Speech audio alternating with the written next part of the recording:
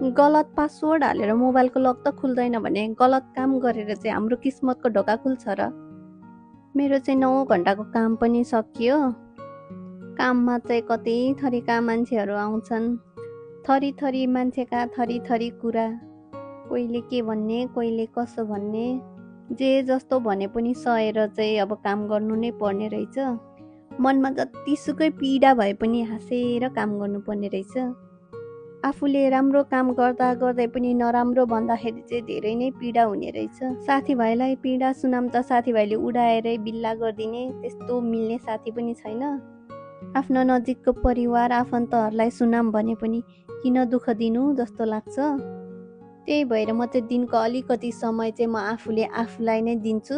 भगवान गौतम बुद्ध भन्नुहुन्छ, अर्काको कमी कमजोरी नहेर, आफ्नै कमी कमजोरी र आफ्नै कामलाई हेर। त्यही भएर हो मैले चाहिँ आफूले गरेको काम हेरेको, तर मैले गलत गरेको नै थिएन के। अनि अर्को काम चाहिँ मलाई आज गाजरको हलुवा खान मन थियो, गाजरको हलुवा खाएँ।